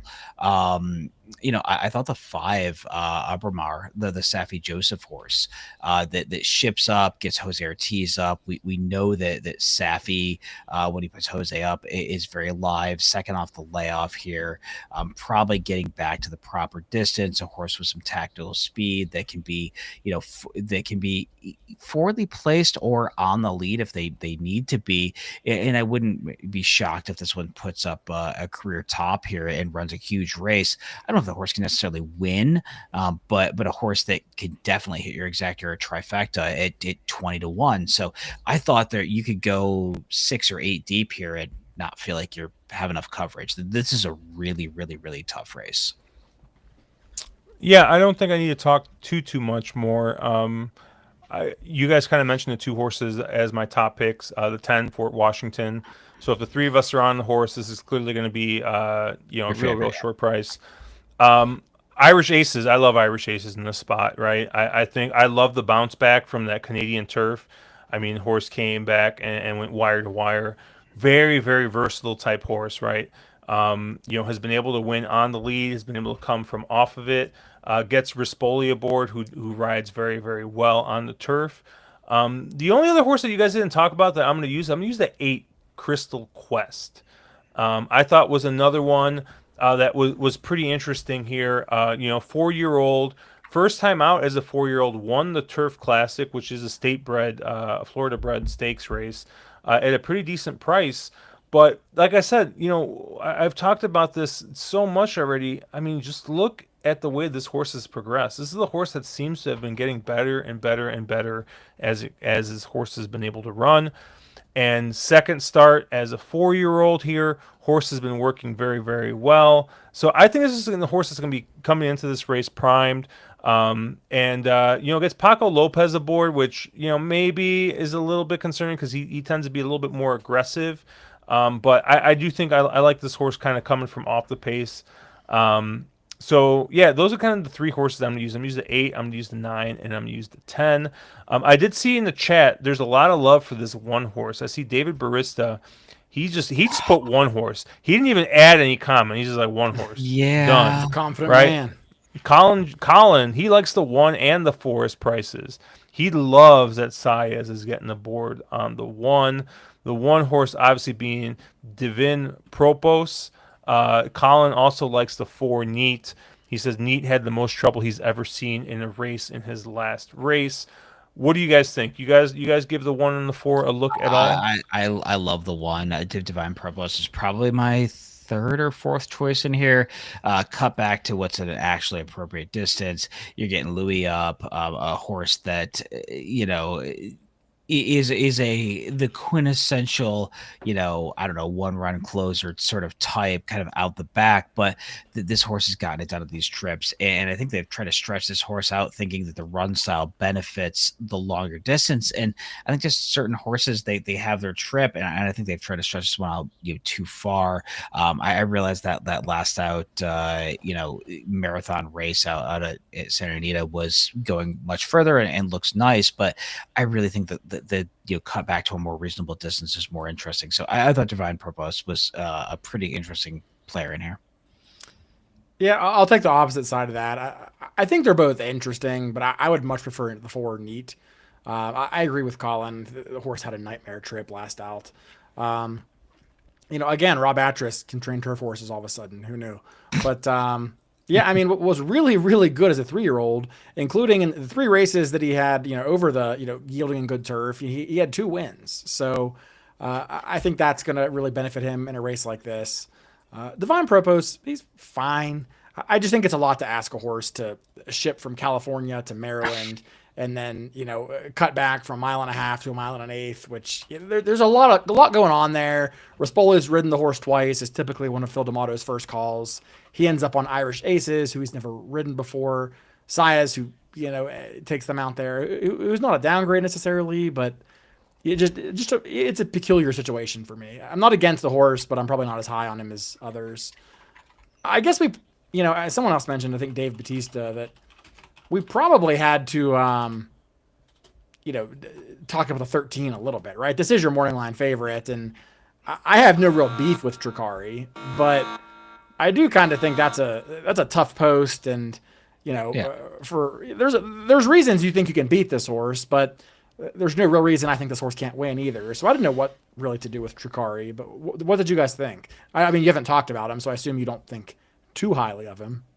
I think that the post is a really, really, really tough, tough post, and then nothing creative there to say. But also, this is a horse that has like two real huge speed figures, and then everything else is kind of mediocre. So it feels like a horse that just doesn't consistently run at that kind of a level. And I think people are going to look at those time forecasts and say, well, 126, this towers over this field. But yeah, the horse never backs it up, though. There's two 126s, and then the horse basically runs, 110, 113, they're 115 kind of range the rest of the time. It doesn't feel like a horse that is at that level. Occasionally those figures pop up, maybe runs a huge race, maybe it's just perfectly timed or something like that.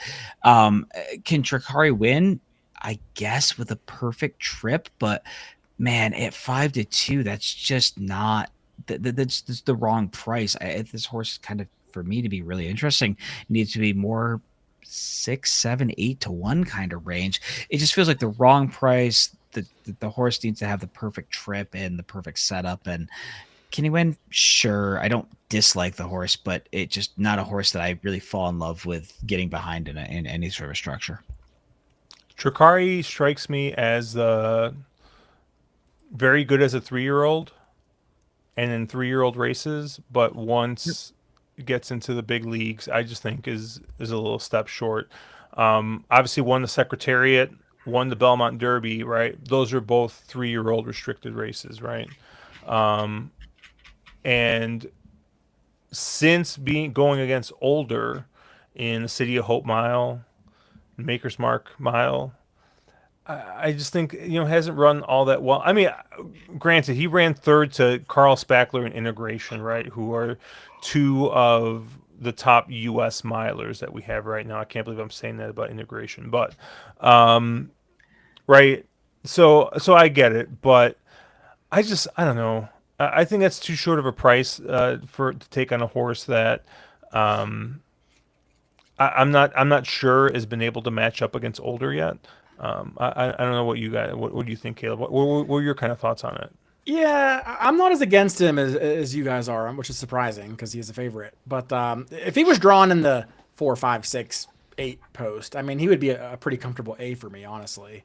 I guess I don't know that I don't know that I think it's fair to say that he can only when he went against older horses he didn't run because I mean he's only been against 4-year-old horses and up once, and he ran third in a 7-horse field, losing to Carl Spackler Integration. I think Carl Spackler could beat this field by 4 lengths, and that's basically where Tricari finished. You go 3 back in the City of Hope Mile, he lost to Johannes by a length and a quarter, who was I think second or third in the Breeders' Cup Mile in an extremely loaded field. So I'm maybe not as critical of him. I just wonder if this will be one of those races where he runs the best race but doesn't win. Whether it's because he loses a ton of ground or he finds some trouble or whatever happens, I'm not sure that, a mile and an eighth is really, his perfect distance. He's been mostly campaigned at a mile or less. So, yeah, I mean, he might run the best race and still not win from this post. That's my biggest concern with him, but I'm probably not as skeptical of him as others. It's just that there's horses in here that are great prices that I like a little bit less, but they're 3, 4, 5, 6 times the price. I'm going back to an older comment. Penn State Scott saying, Mark, Cash Equity and Albemarle are cross-entered at GP. So I don't know okay. where they're going to run, but Cool. interesting. Yep. Good to know. No, that's good to know. Yeah. Anything else in this race? I see Cobb. He likes the 6. Balnikov.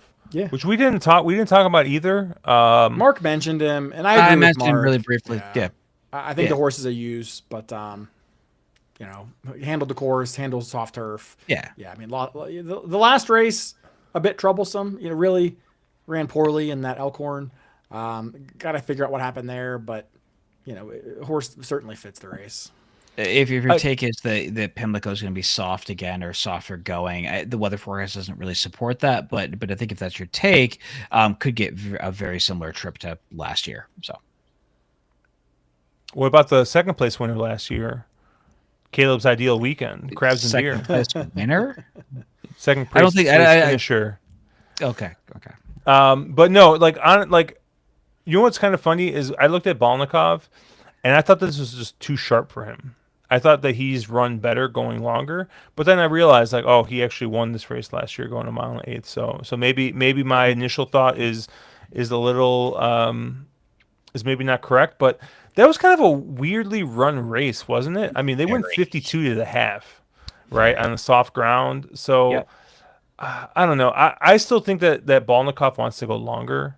I feel like he's done his best running, going like that mile and a quarter, between a mile and a quarter, mile and a half. But Well, they've tried to make him a mile and a half horse, but is he just not one? And they completely misread him. I don't know. There's arguments to be made with him. There's a price that's right for him, right? yeah. All right, let's move on to race 13, the Preakness. Grade 1 for 3-year-olds. Your morning line favorite is the 2 Journalism at 8-5. Then you get 4-1 on Sandman, named after not Metallica, but named after the friend of the owner of West Point Thoroughbreds, like daughter, like Robert Sandman or something. Some guy. He's like some investment guy. They're just trying to spin it. 5-1 on Clever Again. 9-2 on River Thames. 6-1 on Goal Oriented. Double digits on the rest. Mark, where did you land here? I want no part of either of the. I'll be really abrupt here. I want no part of any of the shorter priced horses in this race. I think if you look at historically how the Preakness is shaped up, you do not want to be closing out the clouds in the Preakness. And the favorite and the second choice, both are going to be very much out of it early. They're going to be horses that are going to be closing from the clouds.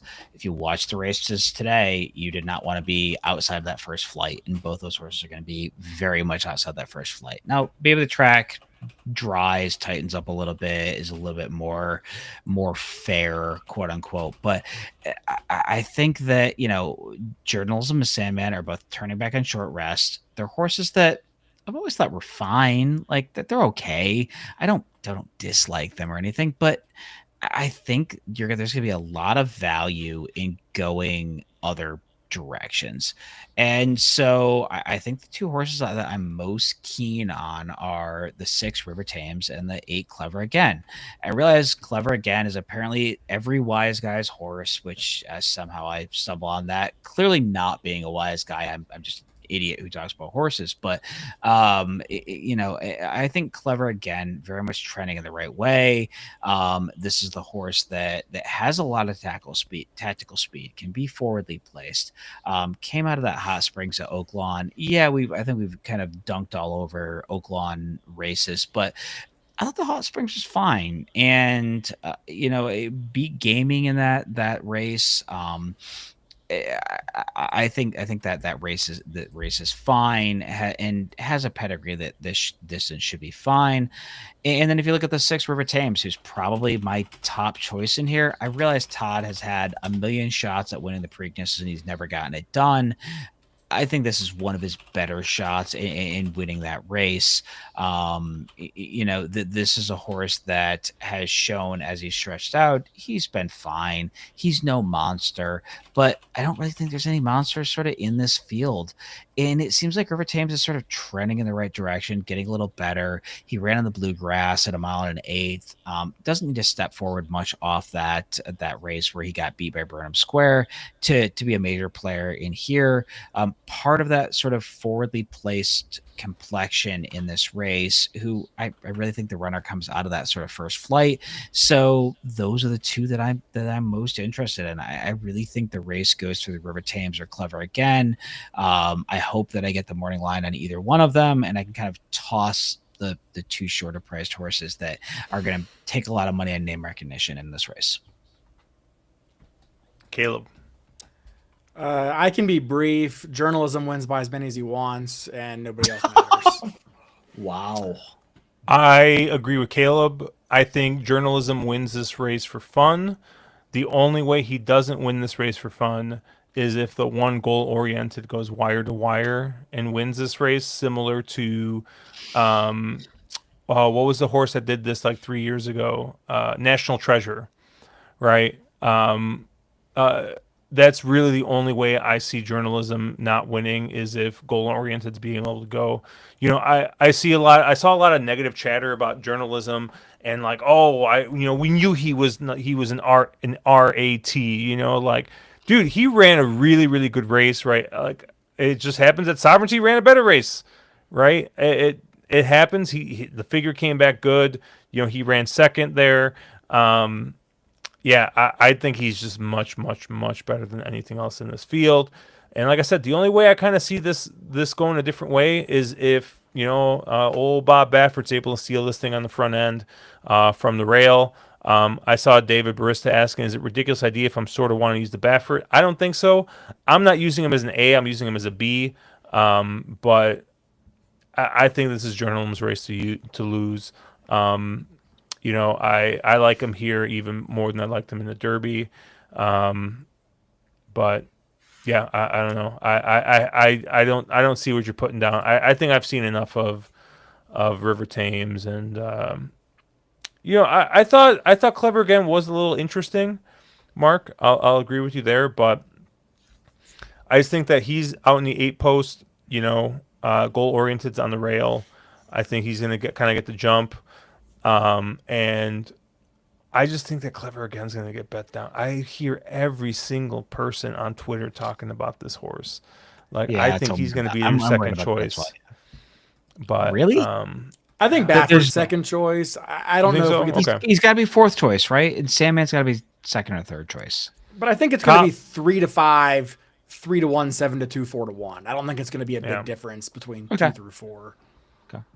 Cobb saying he can't believe it's 2025 and we're asking if we can use the Baffert horse. Yeah, I mean, I agree. I mean, not to belabor the point, Josh, but I completely agree with you. And that if journalism loses this race, it's because either something goes wrong with him or somebody wires his field. And I think that's probably goal oriented. I guess I could be Clever Again, but Gaming ran third on the Derby undercard to some Rohan, Florida-bred, gassed up nitrous horse. So I don't know that I think again, the whole Oaklawn form not really being strong. Who's the jockey up on that horse, by the way? On Clever Again? No. On the gassed up juice. Oh, that was Saez, I think. No. Try again. Was it? Oh, was it JJ? It was JJ. It was. That is okay. Cool. Yeah, it was. He had that one loaded. But yeah, he hadn't used it up yet, so. Yeah, I think the race really depends on, to a certain extent, what tactics Nick Juarez decides to employ on American Promise. This horse pretty much needs the lead, but I really don't know if he's fast enough to get it. I mean, he's got route speed. He'll probably win a decent allowance at some point in the year. But I also sort of said that about Seize the Gray last year. And, with a crafty ride and a sloppy track, he was able to, pull off a pretty good upset. So maybe they try similar tactics here. But with a horse like Clever Again, it truly seems like he has one way to go. And goal-oriented, drawing the rail seems he may not be a need-to-lead type, but that draw is going to certainly force his hand a little bit to use some horse early. So, yeah, I just think journalism gets a perfect trip. He's going to be sitting, a couple lengths off the pace. And unless the track comes up wicked fast or goal-oriented takes a massive step forward, I just think journalism's too good. So, two things. One, let me pour one out for my second Rodriguez future that is not going to... Secondly, I would love to bet American Promise if I can get a future wager on him in the Indiana or Iowa Derby. Maybe the West Virginia Derby. Could I do the West Virginia Derby? I think that's the type of race he's going to win. He's going to win a couple of those, right? He's probably going to win a couple of those other Derby races, but yeah, I don't know. I just don't see. I just think journalism is much the best. David Brista asking, Rodriguez would be favorite over journalism. I think it would actually be very close. No way. I think so. I think it would be like 2-1 versus like 6-5 or something like that. I think it would be very close. But I think Okay, journal. if I think that's what we're calling- journal. yeah. Yeah, but I think journalism would still be favored. I think I don't see it. But I think Rodriguez would be like 2-1 in this field, and I would be like that Phil Hellmuth meme where he like can't get his money in quick enough. But I mean, I had him at 11-1 on in my future, and sure enough, I'm never betting a future again. This is literally the first time I've ever bet a Derby future and a Preakness future, and I've gotten scratched both times. I hate this. I'm never doing it again. What are we going to line on Rodriguez never running again? Oh, he'll run again, dude. He'll come back in like the Malibu or some stupid shit and win the Malibu. He's gonna win the Malibu, right? Going 7 furlongs is a grade 1 for no reason. Like We'll come the back biggest with the shared fraud. belief stakes against 4 horses or something. Yeah, Jesus Christ. Colin's saying he likes the 2 over the 138 exacta, and he's going to be betting money appropriately based on payouts. And you know where you can do that, Colin? You know what app will let you Dutch that? That's AM Wager, amwager.com. I think it's amwager.com/on-the-wrong-lead. I'll get you a little sign-up bonus and help us out there a little bit. He thinks, what does the Penn State Scott asking, what does the 1/2 go in? So I'm guessing he's talking about an exacta 1 over 2. Journalism? Yeah. I don't know. $10 probably, 10, 12 bucks. 8, 10. Yeah, so? 8, 10. Okay. Yeah, Nick Severson, he'll win the Malibu. He also says, name your odds, Josh. I'll book it. We'll know he'll scratch. I love you're getting trolled by our entire audience. Oh, at this God. point. David Bruce is saying, so Staggy happy. Man says Rodriguez is coming back for revenge in next year's Derby. Oh, man. I'm just getting clowned now. All right, come on, 2. Come on. Come on, 2. There we go. Very good horse. All right. I got a little double. Oh, they're asking. They're saying Penn State Scott was asking about the half-mile time, not the 1. Oh, the half. Well, what's the half going? The half-mile time. Oh, see, that's the thing is, I think that they go like 47. I don't think it's going to go really fast. I don't think it's super fast. I mean, goal oriented has to go, right? Like he has no other option but to go. But I don't think there's a ton of there's some speed in here, but I don't think there's a ton of other Here's the thing: if this thing goes 47 flat, I think goal oriented wires is got a really really good shot to wire this, right? Yeah. If we're talking like 46-1, 46-2, it comes apart. I think that journalism is like 1-5 to win this thing, right? Like it just really depends, and that's the thing. Is like I think that goal oriented is going to go to the lead. I think there's a couple other leaders that are going to go there. If this thing pops, if I see 47, like I'm like whoever's on the front is probably going to win this thing. But I don't know. That's kind of how I think here. No, I tend to agree with you. Anything else on this race? I mean, I think the value in the race is by ignoring Sandman. I hope he gets bet. I don't like him anywhere. I don't think he has a chance. I think his run style is terrible for this track. He's still a very green, immature horse, in my opinion. I think he has a lot of talent, but I think he's very green. I think the way to find value in this race, in my opinion, is to leave him out of your vertical bets completely. I will be keying journalism on top because I'm not silly like Mark. But, key journalism on top. You're going to have to slam something because I don't see a lot of bombs. I mean, maybe you make an argument that a horse like, I don't know, let's say Gosker can, run mid-pack and hold on for third. But, I think that between journalism, goal-oriented, and clever again, there's a pretty strong chance they finish, or River Thames. Those 4 horses almost certainly finish in the top 3, in my opinion. So, I think you got to kind of throw out Sandman, pick your order and slam a try or slam an exacta if I was playing this. So, and I remember a couple of years ago, or many years ago, 7 years ago at this point, Justified, right? He won the Preakness, and the trifecta paid very, very well. But you got to remember the trifecta was him on top, it was in second place. Was it Tenfold? And then no, Bravazzo was in second place, and I think Tenfold was in third, right? And they were both like 20-1 shots, right? And it paid very well. I don't see that type of situation kind of happening here, because I do think that, like, if journalism wins, it's going to be the trifecta is going to end up something like 2 over like 1, and then maybe like over like 9 or 7. Like maybe Sandman clunks up for third or something like that, or River Thames, right? Like I just don't like see a ton of value if that happens.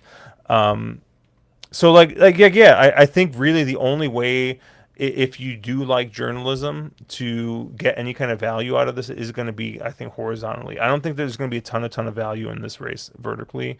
I mean, maybe if you Dutch it enough with enough money, like Colin's kind of looking at, maybe you can.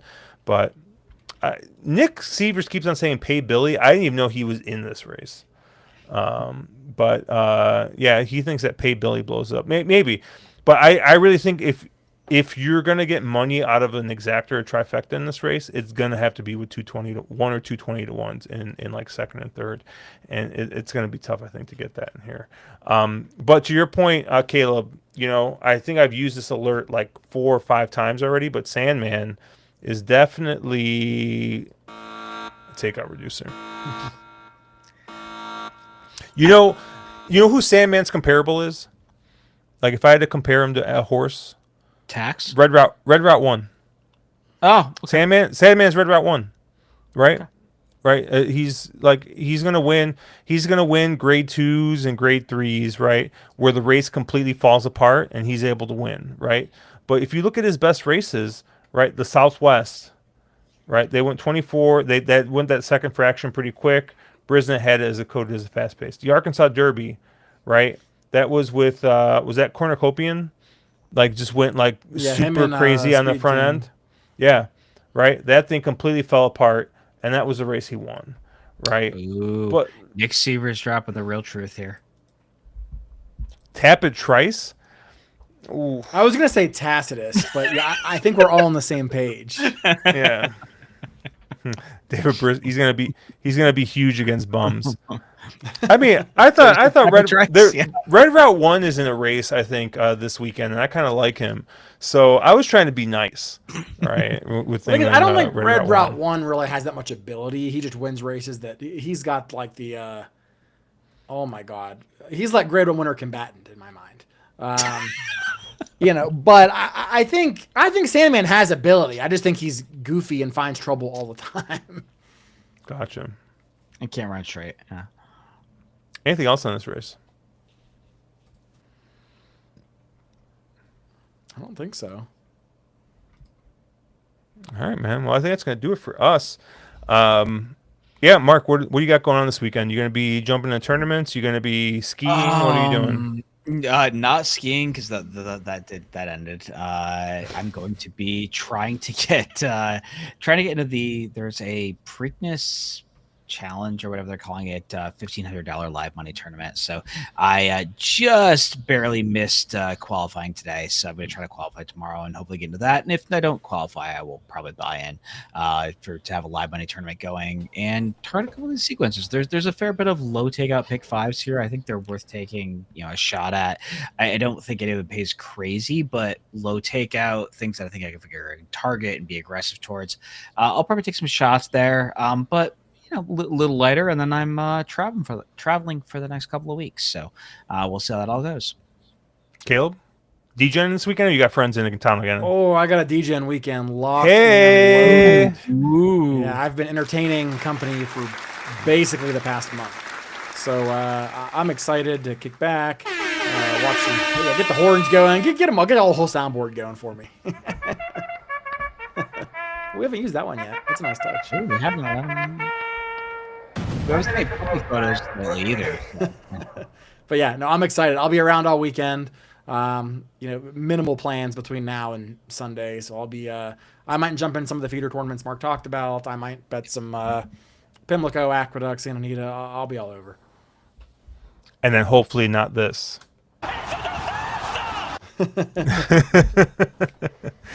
Yeah, and I'll be around. I think we got our usual little wine tasting we're gonna do tomorrow, but I should be around most of tomorrow and Saturday. Should be fun. Nick Severs mentioning his late first post at CD Saturday, so we always got to get out at Churchill Downs.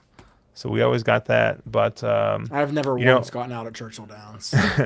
but the other thing we got, obviously you've got to be Shot-Tinning coming out tomorrow, so make sure you check that out. We'll have that out sometime Friday night. Looking at Shot-Tin's card on Saturday. Obviously, Drank Champagne is out. Looking at the 2-day All Dirt Pick 5. And we'll probably have some more content out there, more shorts content. I want to shout out all the guys, all of you in chat: Nick Severs, Cobb, Penn State Scott, David Barista, Colin Sheehan's in there. Who else we got in here? I saw Road Warrior earlier. Mark Capitan. What the hell are you in chat and not paying attention to what's going on in here, Mark? Stephen Fox obviously was here. PDT. Thank you guys so much. Make sure you like and subscribe. Hit all the buttons. Have a good weekend, guys. Let's make some money.